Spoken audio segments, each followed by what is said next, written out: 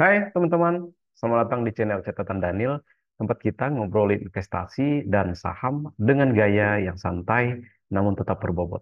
Nah, teman-teman, hari ini saya bakal bahas topik yang sering banget jadi jebakan buat para investor pemula. Apakah kalian pernah merasa terlalu fokus pada angka-angka atau rasio keuangan, tetapi kalian lupa sama salah satu faktor berikut? Yes, yaitu adalah kualitas pengendali perusahaan. Nah, teman-teman, kabar baiknya kalian nggak sendirian. Jadi banyak pemula di luar sana yang bikin kesalahan ini. Dan hari ini saya akan kasih kalian semua pemahaman terkait dengan 5 kesalahan umum yang sering dilakukan investor pemula, terutama saat mereka berfokus pada rasio keuangan tanpa melihat gambaran yang lebih besar dari perusahaan tersebut. Nah, seperti biasa teman-teman, jangan lupa untuk salam satu frekuensi.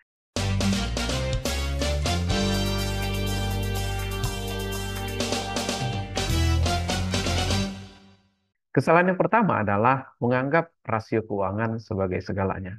Nah, teman-teman mungkin pernah merasakan hal-hal seperti ini. Jadi, kalian beranggapan bahwa rasio keuangan seperti price to earning ratio, kemudian price to book value, dan juga rasio-rasio lain dalam hal keuangan merupakan segalanya. Nah, jadi kita beranggapan bahwa seolah-olah PER yang rendah membuat mengatakan bahwa saham ini otomatis murah dan bagus. Tapi nggak benar demikian, teman-teman. Ya, jadi rasio-rasio ini memang penting untuk mengukur sebuah valuasi, yaitu valuasi relatif namanya. Tapi mereka cuma bagian dari puzzle yang lebih besar.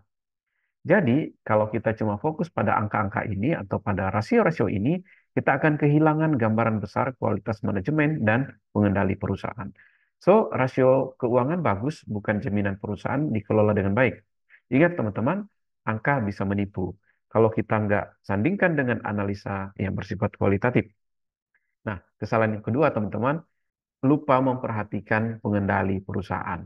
Nah, seringkali kita melupakan atau nggak memperhatikan siapa sih pengendali perusahaan ini. Jadi, kalian mungkin pernah mendengar istilah good management can save a bad business, but bad management can sink a good one. Nah, benar banget teman-teman. Jadi, pengendali perusahaan atau keluarga besar yang punya mayoritas saham perusahaan tersebut memiliki pengaruh yang besar terhadap arah dan keputusan bisnis.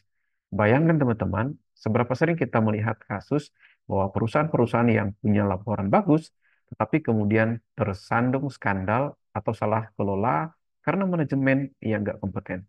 Contoh nyatanya banyak, teman-teman. Beberapa perusahaan sempat terpuruk meski punya angka rasio yang bagus. Ya, karena memang ternyata manajemennya penuh dengan konflik internal. Nah, berikutnya yang ketiga, teman-teman, tidak menggali rekam jejak para pengendali perusahaan. Nah, jadi ini semacam kita abai terhadap rekam jejak pengendali perusahaan. Kalian pernah nggak sih lihat CEO baru yang tiba-tiba bikin saham perusahaan tersebut meroket atau justru sebaliknya malah anjlok lebih dalam? Karena itu, ini adalah bagian dari latar belakang CEO atau manajemen memang sangat penting dalam menentukan performa bisnis perusahaan ke depan. Jadi, misalnya gini, pengendali yang punya rekam jejak yang solid dalam memperbesar bisnisnya biasanya akan lebih berpeluang mengarahkan perusahaan menuju pertumbuhan bersifat jangka panjang. Tetapi kalau perusahaan atau CEO tadi punya rekam jejak yang penuh dengan masalah hukum atau sering gonta-ganti manajemen, maka teman-teman perlu mewaspadai hal ini. Dan ingat, hal ini seringkali nggak terlihat pada rasio keuangan. Kesalahan yang keempat, terlalu fokus pada cash flow tanpa melihat sumbernya. Jadi, teman-teman, eh, sebagai pemula, saya juga sering dulu beranggapan bahwa, oh, cash flow positifnya, cash flow operasi positif, itu tandanya bagus. Nah, sebagai pemula, kita memang seringkali fokus pada cash flow perusahaan, terutama cash flow dalam hal operasi. Nah, tanpa melihat dari mana sumbernya atau dari mana asalnya. Cash flow memang bagus, belum tentu pertanda perusahaan sehat jika sumber cash flow-nya berasal dari hal-hal yang non-sustainable, artinya yang nggak berkelanjutan. Contohnya, perusahaan mendapat suntikan dana besar atau pengurangan beban yang sifatnya sementara, sehingga cash flow bersifat positif atau terlihat positif dalam jangka pendek. Nah, tapi ketika dana itu habis atau biayanya normal kembali, maka tiba-tiba performanya anjlok. Nah, itu ciri-ciri perusahaan yang memang kita perlu ketahui sumber atau dari mana asal cash flow tersebut. Nah, jadi jangan cuma lihat cash flow-nya positif, teman-teman, tapi cek juga apakah sumbernya ini sifatnya berkelanjutan atau cuma trik sementara untuk mengakali atau supaya laporan keuangan terlihat bagus. Kesalahan yang kelima, mengabaikan sinyal dari perubahan struktur manajemen. Nah, kesalahan terakhir ini teman-teman sering banget kelewatannya, atau kita terlewat. Jadi, sebagai pemula, kita sering mengabaikan sinyal dari perubahan struktur manajemen. Padahal kalau tiba-tiba ada pergantian CEO atau pengunduran diri dari dewan direksi, ini sebenarnya bukan berita yang kecil atau bukan berita biasa yang tentu saja dapat kita abaikan begitu saja.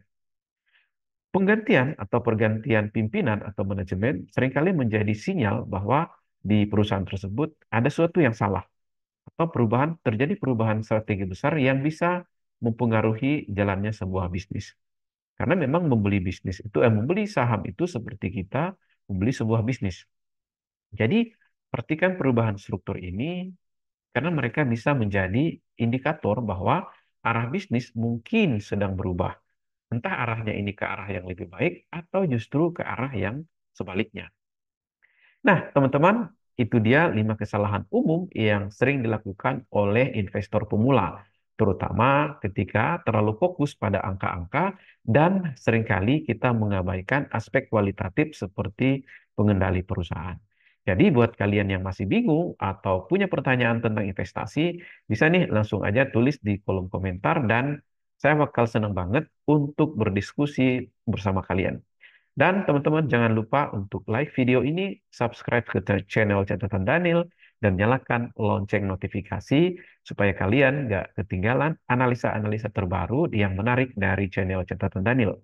Oke, sampai jumpa di video berikutnya. Salam satu frekuensi.